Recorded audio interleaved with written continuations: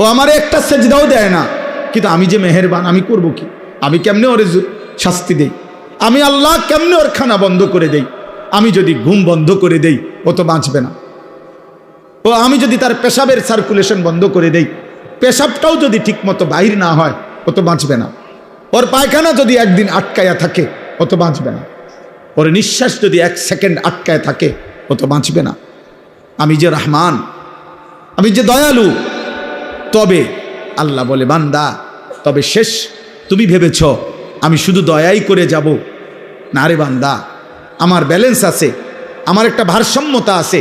আমি আল্লাহ আজ দুনিয়ায় মৃত্যু পর্যন্ত ওয়াদা দিছি, তোমার আমি লালন পালন করব, খাওয়াবো, পড়াবো, ডাকলেও না ডাকলেও, সেজদা দিলো না দিলো, আমার গোলামি করো আর নাফরমানি করো।